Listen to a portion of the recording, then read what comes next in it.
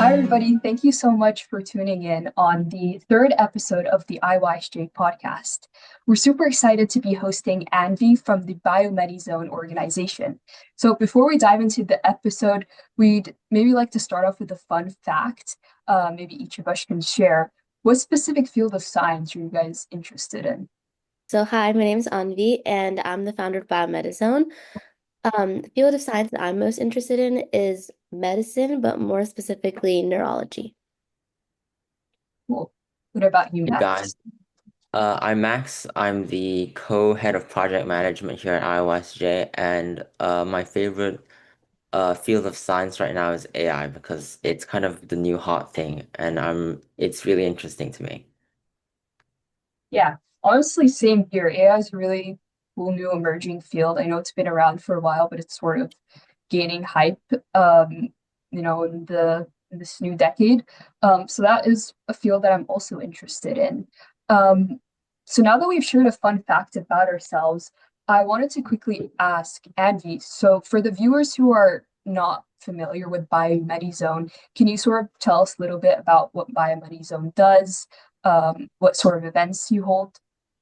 Yeah, so BioMedizone is a 501c nonprofit organization, and what we do is really just try to make research and, biomedical education more accessible to people around the world, particularly people in third world countries. And some of the ways that we do this is like hosting webinars that are like for like people to like watch from around the world. We'll have like summer camps full of like virtual labs, and we'll invite like professors, doctors, and like all these different people to come together and like teach everyone. We also have different research competitions, which do lead to publications at the end of the competition, which really helps like increase like the amount of publications that are done from people in those third world countries so that they get more access to the research process. We also try our best to like make education as accessible as possible. So we create educational content for our social media. We have started creating study guides in the process of partnering with local universities to, mentor that process. And then we also create like study guides. And most recently, we're about to co-author a book on nonprofit development to help, inspire the younger generation. So those are just a few of the things that BioMedizone does. Wow, that's super cool. I mean, we have had a few organizations that we've interviewed before, but I think, BioMedizone really stands out to me. IYSJ has collaborated with you guys in the past, I believe, through a research writing competition where we published one of the winning papers on our website. So it's really nice to see how, accessible and encouraging and how you guys encourage different, young high schoolers to get more into the science world. Thank you. Let's move on to our next question. So what inspired you to start the organization? Yeah, so I started in 2022. So that was when I was a sophomore. Um, this really just started with me like just being unable to figure out how research even worked and like just being so confused about like any opportunities and like I didn't know like about like any nonprofits that could help. And I remember like meeting a couple people and all of us kind of coming to that same consensus where like, like research isn't really like made a big thing for high school students. It's really more like in college. And we kind of wanted to change that. So that's kind of what inspired us to start Biomedizone. And I think one of like the biggest things that's kept it going is really just the team.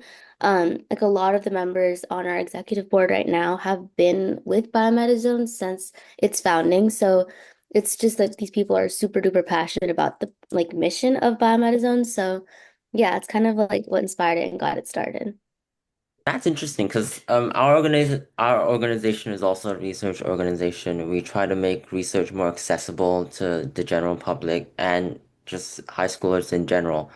Um, how did you guys really like get people into research? Like I know that you guys have had writing competitions in the past, but I was just wondering like what tips do you have for high schoolers to get into research, and also how did you guys really streamline that process? Because I know that nowadays, like I had to cold email like dozens of professors to even get in a position.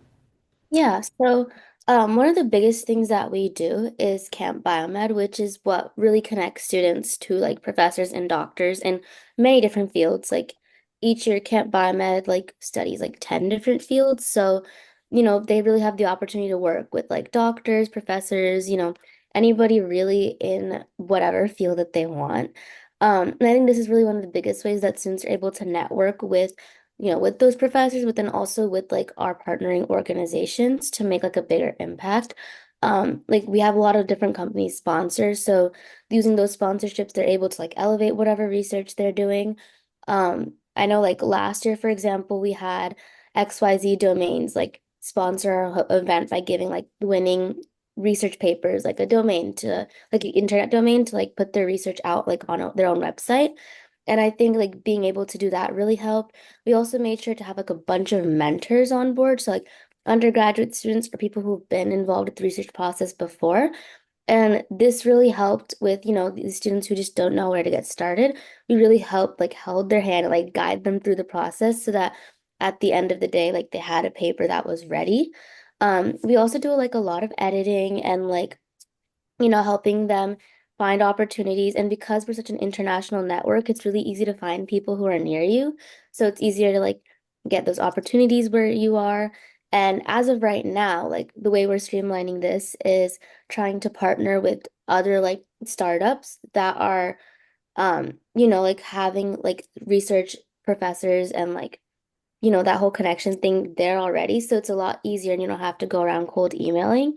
Like for example, one of our current pending partners is StuDive, which is like a research like social media platform where like people who need research assistance or whatever, they like put it on that platform and then like if you want it, you can come grab it.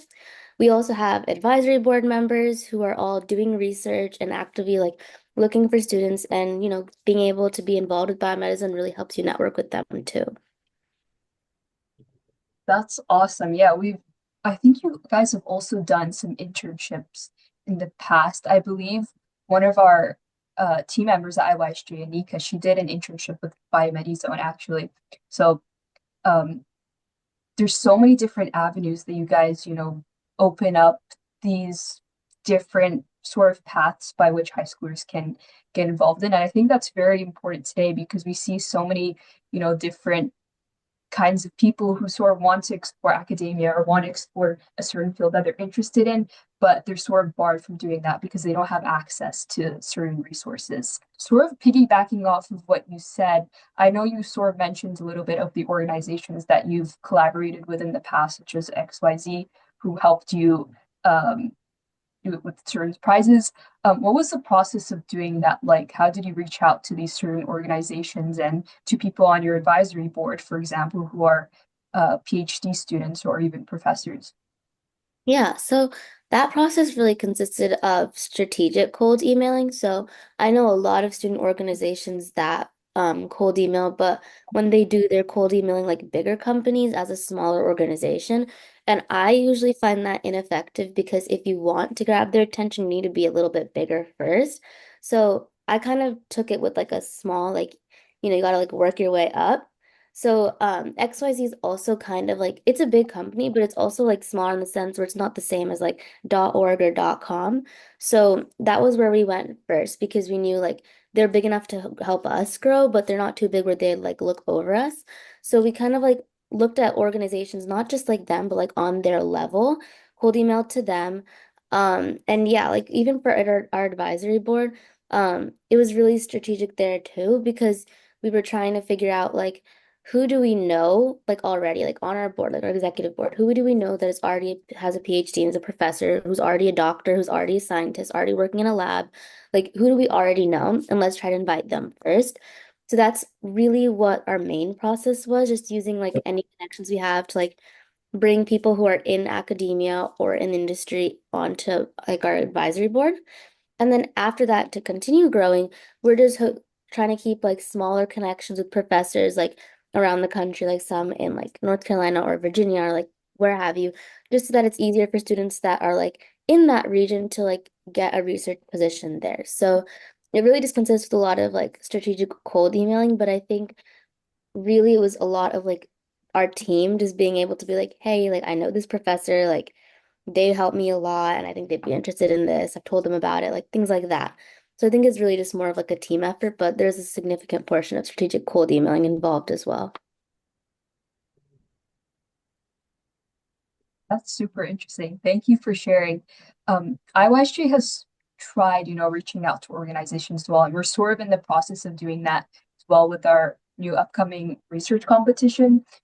It's definitely hard at first, to sort of get these organizations to, fund different prizes and be willing to help out with certain events. But I think the key thing is as long as you keep trying and you genuinely are showing them your passion, they're more willing to help out in that case. Yeah. I think it's really remarkable how you managed to grow BioMedizone to a whole bunch of international and national branches with over, I think, 250 members in total and like 100K students impacted. Do you have any tips for creating a successful nonprofit?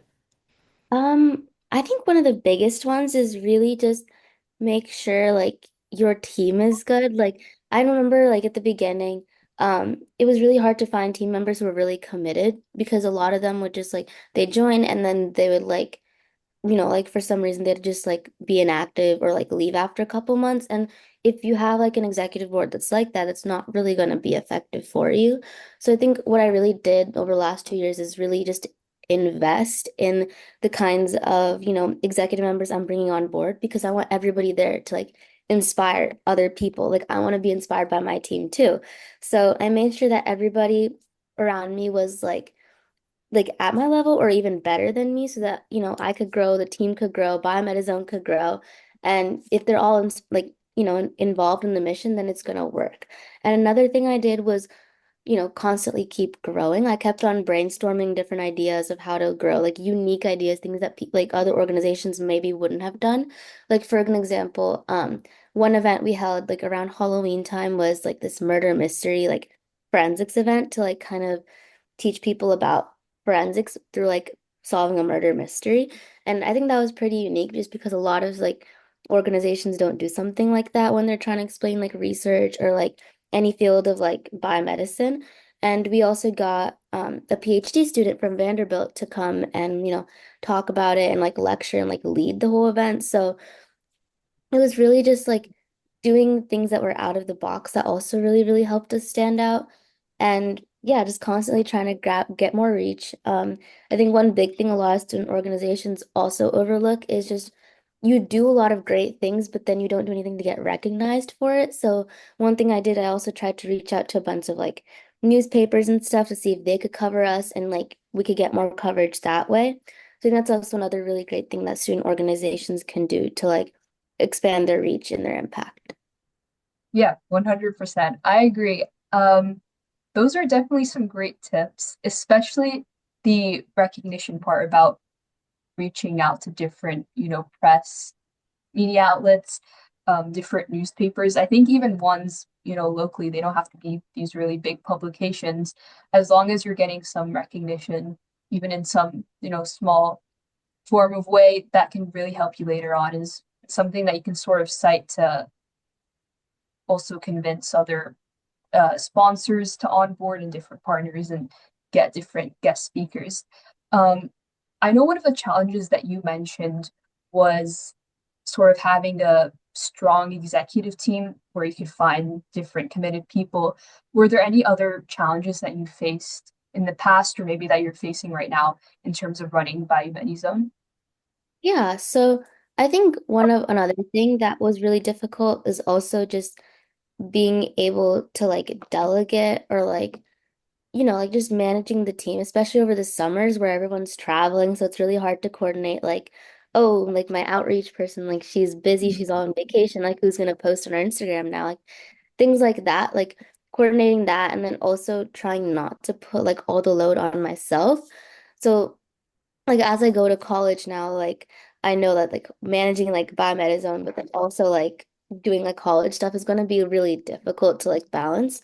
So I'm trying to figure out a way within my team to like delegate properly so that, it's not like too much for just any one person.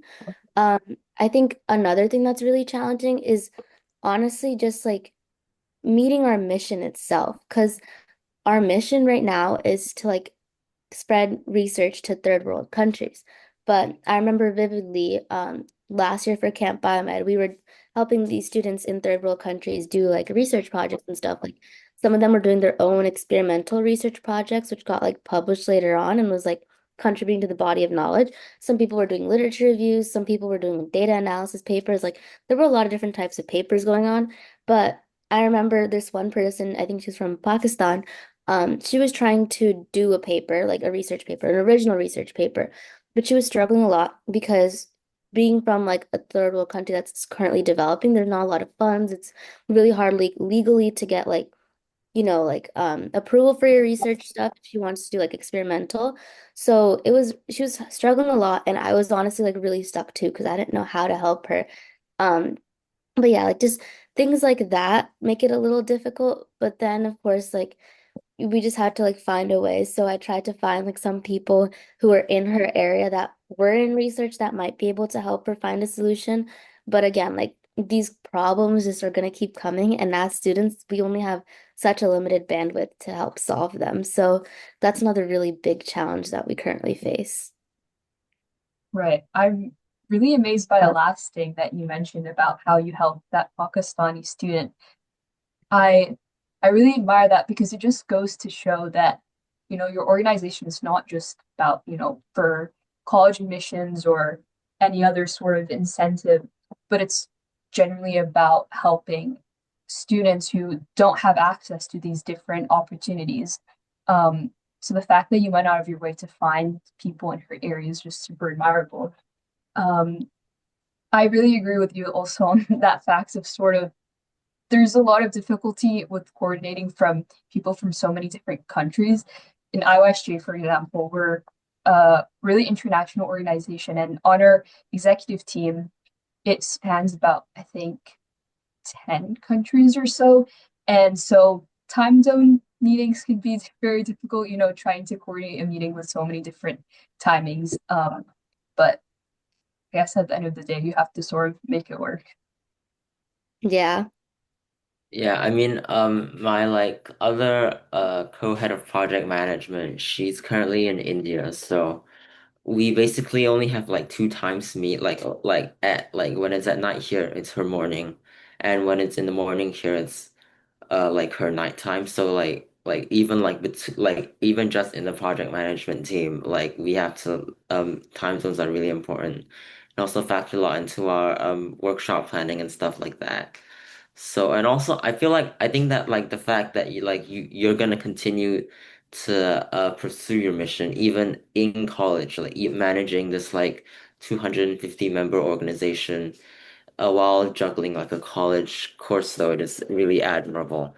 And I guess what do you think, what is the most consequential thing that you hope to achieve? Like what is your end goal? I know that you talked a bit about bringing research to third world countries, but how do you really envision to do that? And what is like the most consequential thing you hope to to really achieve?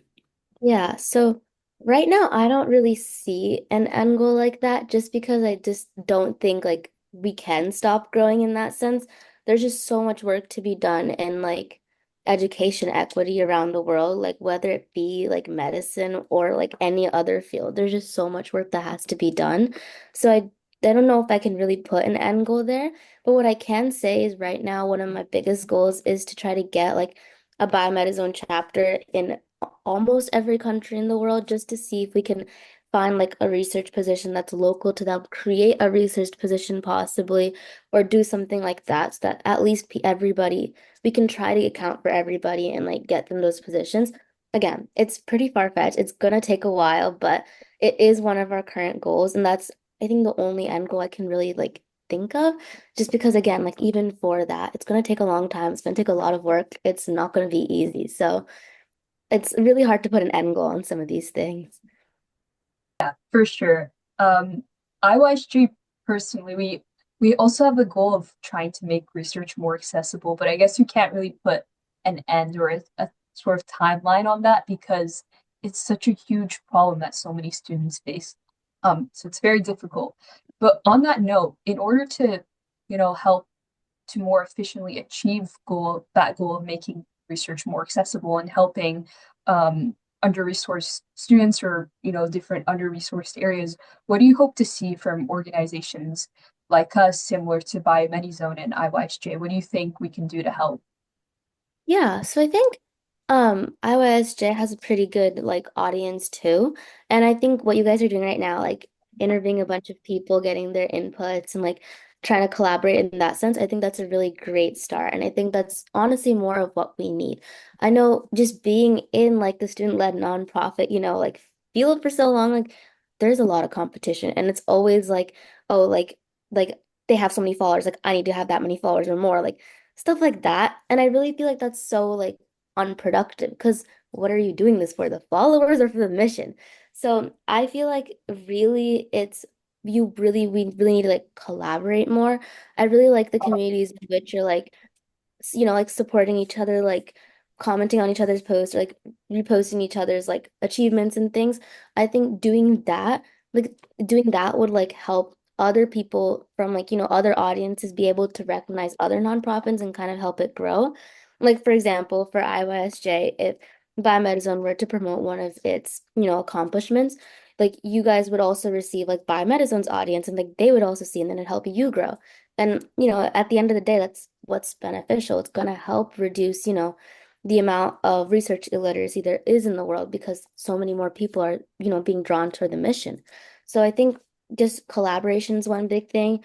Biomedicine really tries to like reach out to other organizations too to like make sure like we're doing like joint events, joint posts, like, hosting like a webinar together, like especially if it's like a field that's not related to biomedicine. Like once we had one with like an environmental like SDG organization, like they were researching all that. And we were like, do you want to collaborate? Maybe we can talk about like like health environmentalism and like the intersect between my like the stuff we focus on and the stuff you focus on. And that kind of brings like a new dimension into like certain fields you might not know of. So like just things like that, like continuing to connect the world. I think that's really just the best thing you can do to eliminate the competition. But at the end of the day, it's like a two-way street. So even if you try your best, if the other organization's still going to be competitive, not too much you can do about it, but you can do the best that you can. Yeah, that's such a good note to end on. I think we definitely need more collaboration in the world, especially with all, you know, the sort of conflicts that go on daily, things that we see in the news. I think just trying to be as nice and supportive as we can to each other is the best thing because it's really about the students at the end of the day and the mission. Like you said, it's not about getting a certain number of followers on Instagram or a certain number of views. It's about impacting as many people as you can to the best of your ability. Um, and with that note, do you have anything else that you'd like to say to our viewers? Um, Not really. I guess just if you're interested in research, like IYSJ and biomedicine are both great resources to start. So definitely check the two of those out. But yeah, that's pretty much all from me. Do you guys have any questions, like other questions for me? I'm a bit curious how like biomedical research is conducted. Like, do you like, because like I know that like working in a lab can be like a life-changing experience, right? Because like you actually get to work with hands-on like all those like specimens and all those chemicals or whatever, like the petri dishes. I remember like petri dishes like were like one of the like key things that really got me into, science and STEM in general. So it's like I really like I feel like the impact of a lab on someone's interest in STEM can be really consequential. So like I'm kind of curious, like how does biomedical research work? Like do you go to a lab and help a professor like, like use like micropipettes or something and like transfer specimens or like do you do it virtually? Like how does biomedical research work? Are you asking how biomedicine facilitates it, or just in general, like how does it work in a lab? Well, like how does it work in a lab? Like I'm kind of curious. Yeah, so there's multiple different types of labs. Some of them are like virtual labs wherein like not like virtual, but like some of the research assistants will be working virtual because the data, they'll just be analyzing the data that's already like harvested and on a computer. So that's one type. Another type's a harvest lab, which is kind of like the petri dish you're talking about, where like you'll be in the lab like collecting the data. That one's arguably a lot harder to get into just because there's a lot more liability associated with that. And there are like other types of labs where like you're not doing anything like wet lab based, but more like you're interacting with people, giving them surveys, things like that. That's still considered a lab, even if it's not like you're working with chemicals and stuff. So there's like a lot of different types of labs. And many universities have like all these different types. Like for example, someone who's more interested in psych would more likely find a lab like who's doing surveys and like working with people and like interviewing people and stuff like that to get their data results. Whereas somebody who's like more into microbiology would be doing something like a wet lab or a harvest lab. One of the labs that I did in high school was um, it was a virtual one because I would use the cancer genomics data that like my Rutgers professor would have given me like online and analyzing it on my own laptop. So like things like that. Like there's like depending on the field, it's gonna just vary like the kind of research lab you'll get into. I know from my own experience with like AI that like AI research is kind of just like you devise a few experiments or like maybe not more than a few and then you like run it on like a GPU or something. So I was kind of curious about how like like real some people consider real science research is how it's carried out. So Yeah. Most of it's done by the professor. Most high school students really just assist. Like they'll help like give the professor whatever tool they need or like things like that, do busy work analysis. But it is truly just an experiment and it depends on the field. I guess that's a really good experience at the end of the day as well. Just being in a lab sort of environment and interacting with a professor, even if you're not necessarily helping out with the really hard, sort of dense kind of research that a PhD student is working on, for example. It's nice because you get inspired and more encouraged to go into that field for sure. Yeah. I think that's all of the questions that we have for today. Yeah, thank you so much for joining us today, Anvi, and letting us know about BioMedizone. Your answers were so inspiring and really admirable, so we really appreciate it. Thank you so much for hosting me. I really appreciated it and, enjoyed talking to you guys. If you guys need anything from me, like ever in the future, you know where to reach me. And yeah, I hope we can collaborate sometime in the future too. Hopefully. Thank you so much, Anvi. Yeah, of course. Thank you so much.